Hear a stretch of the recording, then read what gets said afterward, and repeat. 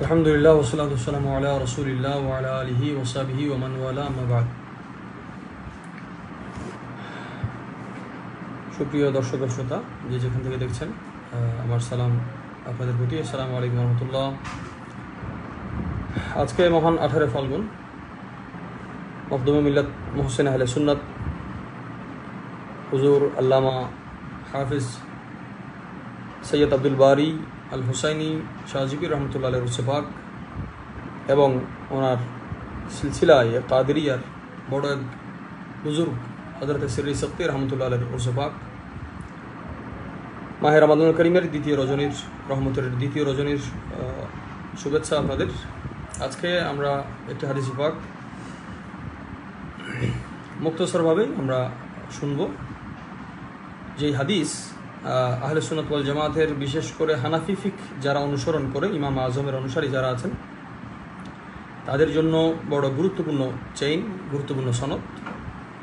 যে সিলসিলাতে বর্তমান বিশ্বে এখন অনেক মানুষ ধারণা করে যে হযরত ইমাম আজম সাইয়্যিদুনা নোমান বিন সাবিত আবু হানিফা রাদিয়াল্লাহু তাআলা আন, উনি নাকি মাত্র 17টা হাদিস জানতেন। একটা তহমত ওনার উপর থাকতো। তো আজকে আমরা ইমাম আজম রাদিয়াল্লাহু তাআলা আনহুর অনেক সনদ রয়েছেন। হাদিসে পাকের সনদেরও কিছু আফজল মকাম আছে, যেমন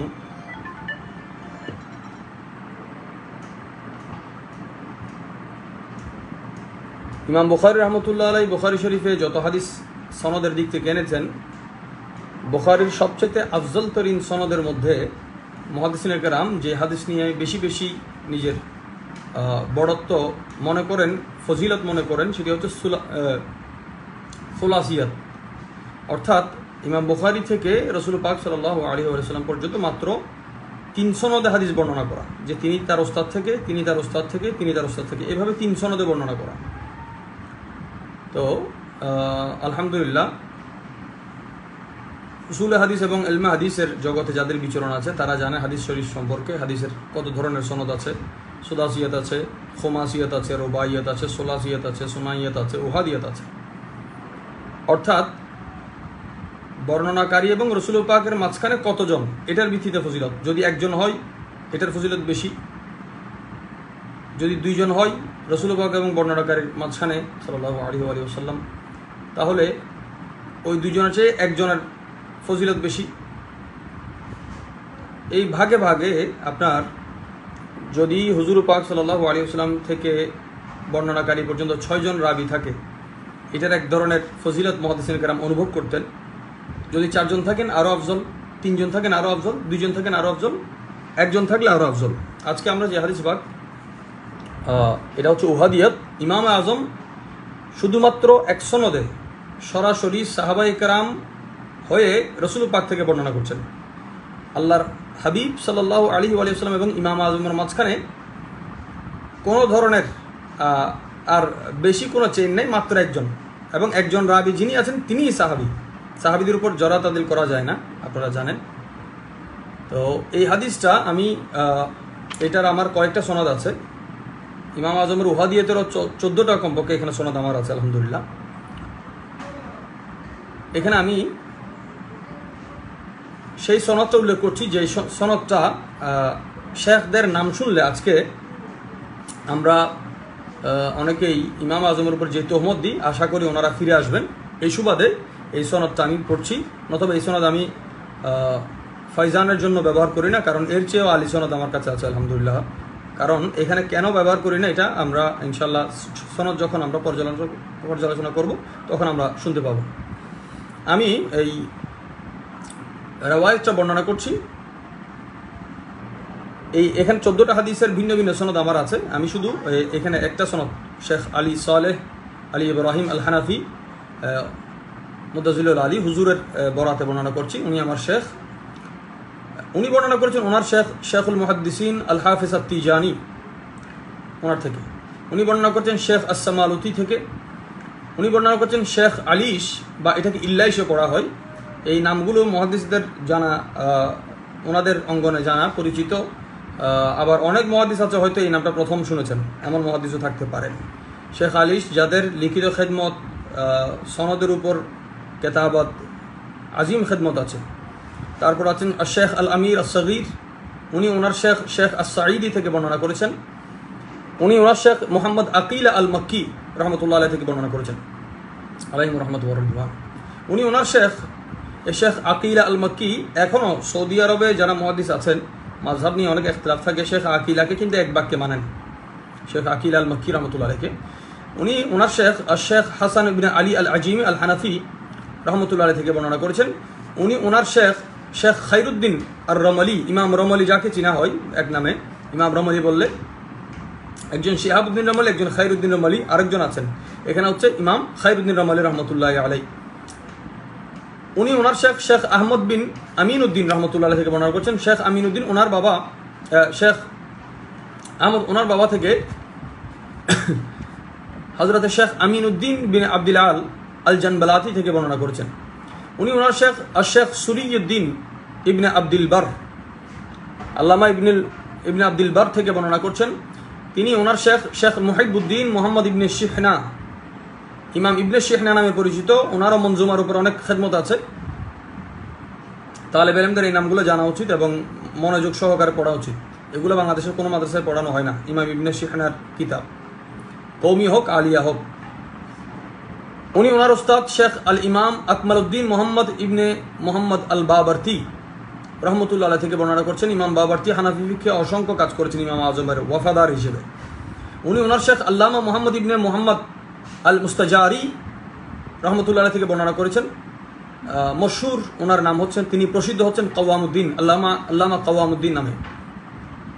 ওনাদের প্রত্যেকের মুস্তাকিল আলাদা আলাদা সনদ এবং খেদমত রয়েছে, আলহামদুলিল্লাহ। এগুলো অনেক লম্বা কথা যাবে। আমি শুধু আজকে একটি সনদে 42টি সনদকে জামিয়া করে আমি একটি সনদের কথা বলছি। আমার এই সনদের মধ্যে 42টি সনদ আছে।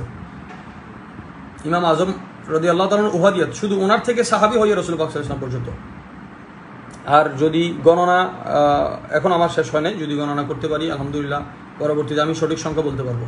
কিন্তু যা সংখ্যা এই পর্যন্ত বলা হয়েছে তার কম হবে না ইনশাল্লাহ, গুণ করতে পারবেন আপনারা। তারপরে আল্লামা হোসামউদ্দিন আস-সাগনাতি রহমতুল্লাহ আলাইহি, উনি ওনার শেখ আল ইমাম হাফিজউদ্দিন আল কবির মোহাম্মদ বিন নাসর আন নাসাফি আল বুখারী, ইমাম নাসাফি রহমতুল্লাহ আলাইহি থেকে বর্ণনা করেছেন। ইমাম নাসাফি শামসুল উম্মাহ মোহাম্মদ বিন আব্দুস সত্তার আল কিরদারি রহমতুল্লাহ আলাইহি থেকে বর্ণনা করেছেন। উনি ওনার শেখ বুরহানুদ্দিন আবিল মাকার আল মুতরিজি রাদিয়াল্লাহু তাআলা থেকে বর্ণনা করেছেন। উনি ওনার শেখ আল ইমাম আল খতিব মুওয়াফিকুদ্দিন আল মক্কি রহমতুল্লাহ থেকে বর্ণনা করেছেন। উনি ওনার শেখ আবুল কাসেম মাহমুদ ইবনে ওমর আজ-জামাখশরী থেকে বর্ণনা করেছেন। এই জায়গায় এই একটা নামের কারণে আমি সনদটা মূলত ব্যবহার করি না। আকীদা আমাদের কাছে কত বড় গুরুত্বপূর্ণ জিনিস। বাংলাদেশের মুফাসসির হিসেবে যারা প্রকৃতপক্ষে স্বীকৃতি পাবে প্রাতিষ্ঠানিক বা দরস-তদরিসের মাধ্যমে, এটা হোক দরসে নিজামি স্টাইলের, হোক আলিয়া বা কওমি স্টাইলের, আল্লামা জামাখশরীর তাফসিরে কাশফ কিন্তু প্রত্যেক মাদ্রাসায় পড়ানো হয়। তাফসিরে কাশফ যিনি লিখেছেন আল্লামা জামাখশরীর আকীদা নিয়ে আমাদের একটু কথা আছে। এই জন্য ওনার সনদকে আমরা সামনের দিকে শুধু ইলমি আমানত হিসেবে আমরা রাখা এবং পৌঁছানো, কিন্তু ফাইজানের জন্য এই সনদ আমরা ব্যবহার করি না। এটা ছাড়াও আমাদের ওয়াহাদিয়াতের সনদ আছে, ইমাম আজমের মাযহাবের সনদ, ফতোয়ার সনদ, ওনার মাসালাই ইস্তিদলালের সনদ এবং ইমাম আজম রাদিয়াল্লাহু তাআলার হাদিসে পাকের সনদ। এগুলা সব শুধুমাত্র হানাফি চেন, যে আমার থেকে ইমাম আজম পর্যন্ত একজনও শাফি মালিকি হাম্বলি নেই, সবাই হানাফি। ওই সনদগুলো আমরা উল্লেখ করে থাকি। তো এই সনদটা এখানে বলার একটা বিশেষত্ব হচ্ছে, আজকে আল্লামা জামাখশরীকে মাননেওয়ালা অনেকেই ইমাম আজমের ইলমে হাদিস নিয়ে প্রশ্ন তুলে থাকেন। তো আল্লামা জামাখশরী বহুত বড় আলেম এবং তফসিরের জগতে অনবদ্য, বালাগাতকে যে বালাগাত ফুটে ওঠে এমন একটা বালাগাতের ফনকে জাহির করা হয়েছে কোরআনে পাকের তফসিরের মধ্যে, এটাতে কাশাফ বেমিসাল, এটা সবাইকে মানতে হবে। শাব্দিকভাবে যেটা তফসিরে বাইজাবি থেকেও, এবং বরং বাইজাবিও এটার অনুসরণে যেমন লেখা হয়েছে, তফসিরে কাশাফ এত দারুণ করে লেখা হয়েছে।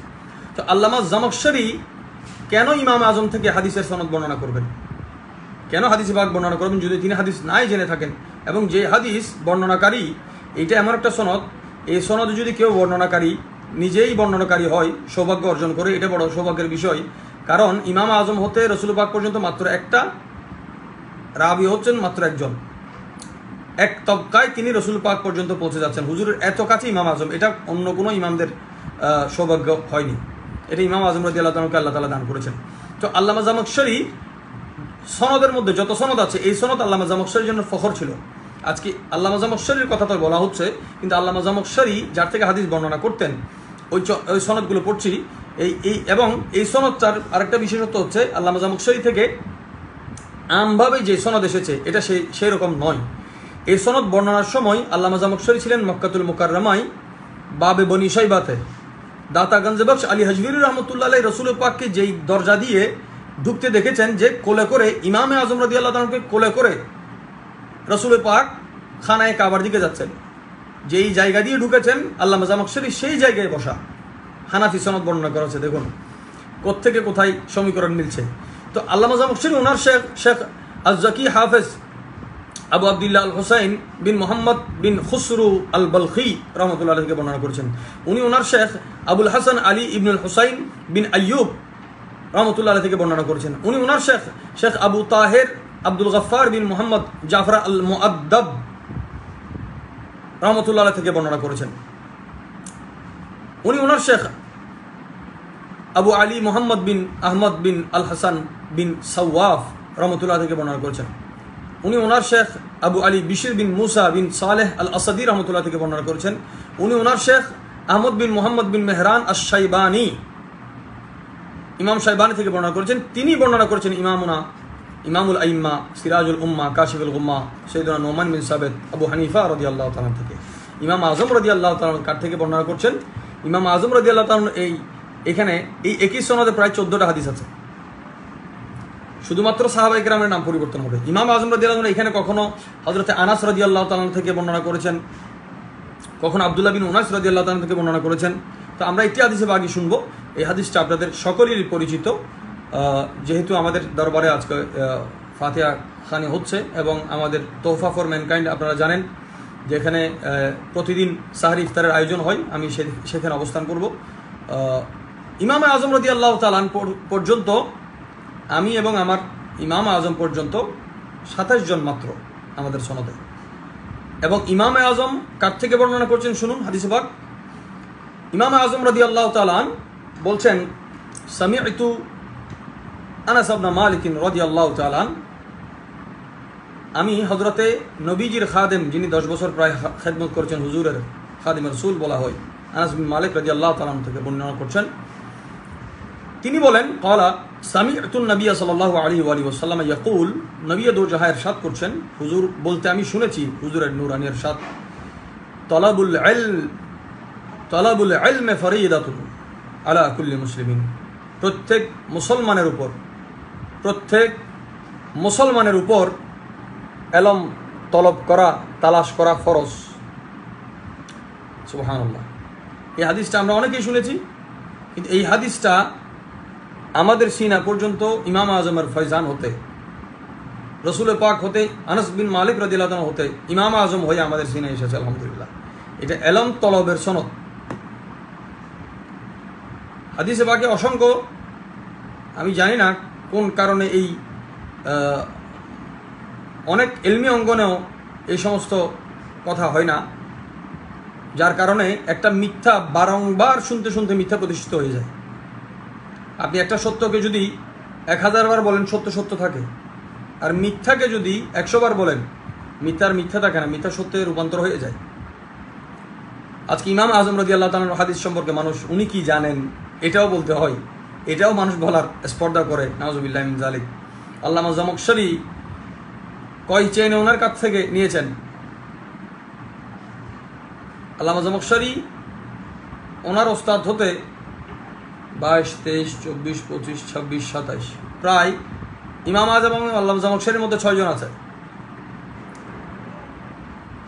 ইমাম আজমের সনদটা তিনি সামনের দিকে অগ্রসর করেছেন, যেখানে ইমাম ইবনে আব্দুল বার, ইমাম মুওয়াফিক আল মক্কি, কত বড় বড় ইমাম ইল্লাইশ যাকে বলা হয়, ইমাম ইবনে শেহনা, এই সমস্ত ওলামাদের খেদমত এখন সামনে আসার সময়। ওনারা যে খেদমত করেছেন আসলে যুগ যুগান্তরে মাদ্রাসার বিভিন্ন সিলেবাসে হারিয়ে গেছে।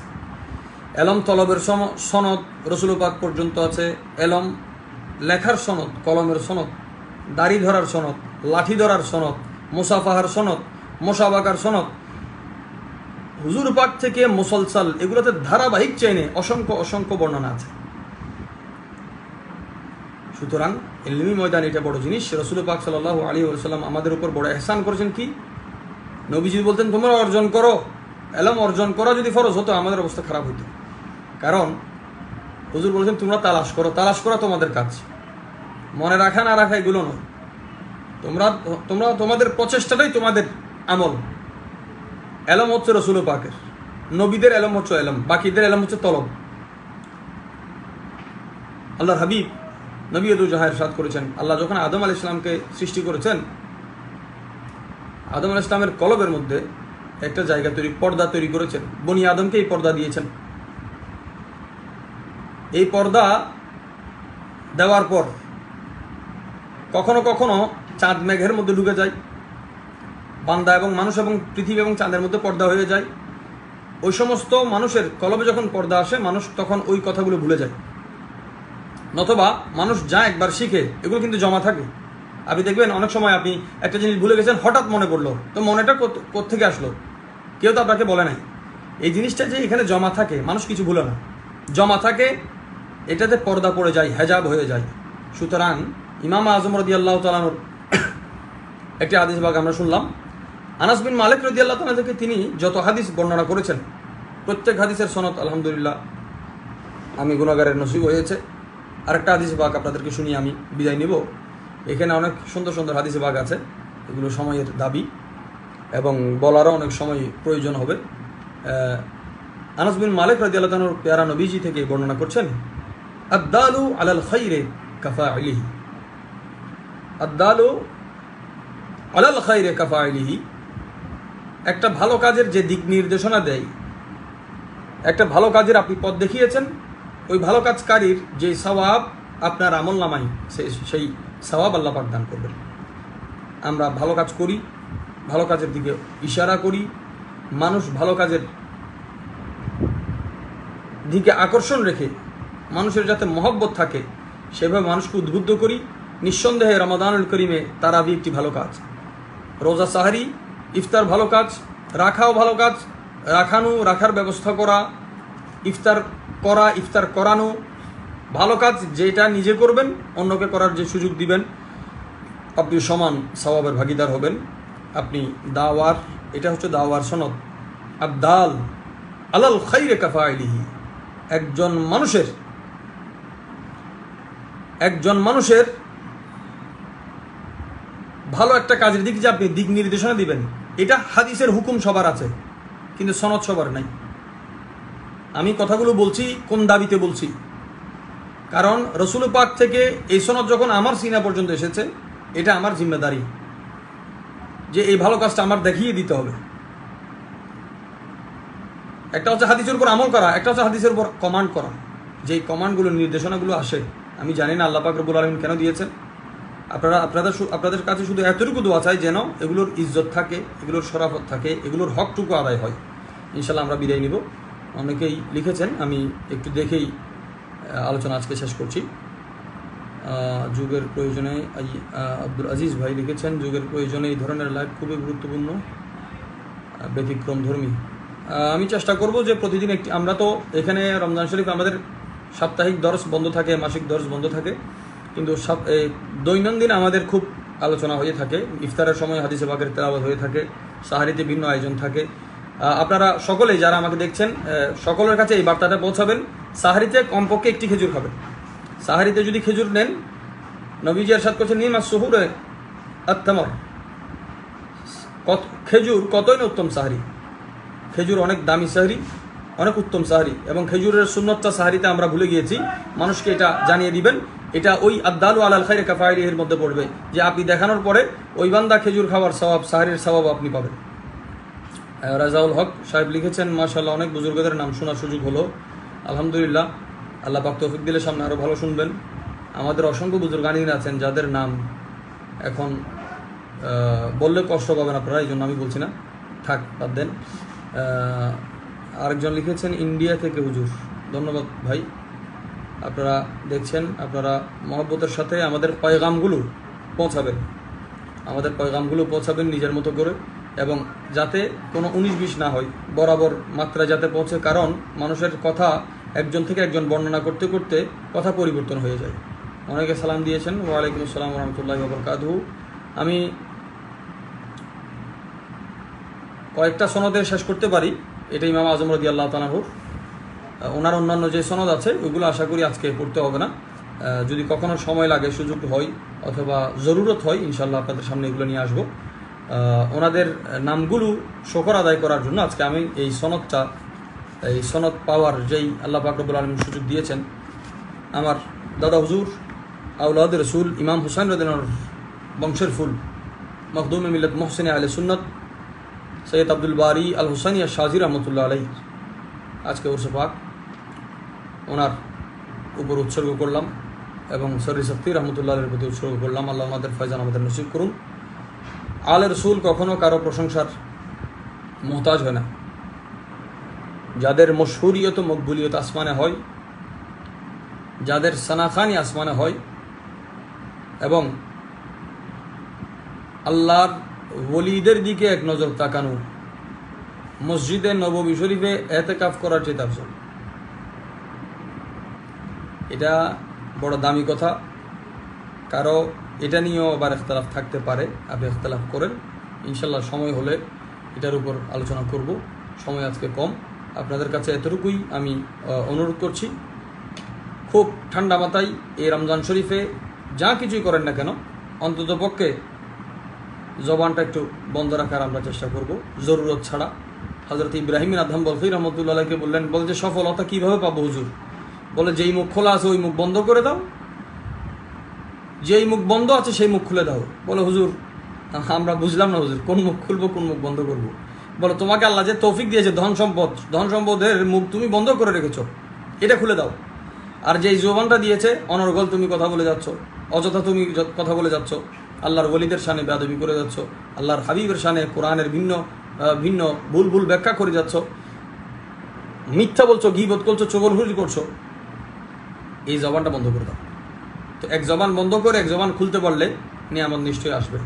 বাপ দাদা সবার আছে, আপনার বিরুদ্ধে বললে খারাপ লাগবে, আপনি আমার বিরুদ্ধে বললেও খারাপ লাগবে। সুতরাং অনুভূতি, হুজুর পাক বলছেন সারা বিশ্বের মুসলিম এক শরীরের মতো হোক, শরীরের কোথাও আঘাত লাগলে যেন নিজের অনুভূতি হয়। আজকে কালকে এই সপ্তাহ জুড়ে দিনাজপুরে বিভিন্ন জায়গায় বিভিন্ন মানুষের ঘরে, আমি যদি দরবারও বাদ দিয়ে আস্তানাও বাদ দিই, শুধু মানুষের কথা বলি, মানুষের ঘরে আগুন দিয়ে মাঠের মধ্যে নামাজ পড়তেছে, এই নামাজের কাজ কি? আপনি যখন আরেকজনের বাপদাদা এই কথা বলবেন, আরেকজনের অঞ্চল নিয়ে হামলা করবেন, পরবর্তীতে আপনার এগুলো তো ছাড় পাবে না। পৃথিবী তো চক্রের মধ্যে থাকবে। আজকে আপনার ক্ষমতা, কালকে আরেকজনের ক্ষমতা আসবে। আপনি জোর করে একটা জিনিস প্রতিষ্ঠিত করলে তো হবে না। আপনি কোন তৌহিদের কথা বলবেন, এখানে হামলা করবেন? কি সুন্দর মানুষের বাড়িতে আগুন দিয়ে আপনারা মাঠের মধ্যে নামাজ পড়তেছেন।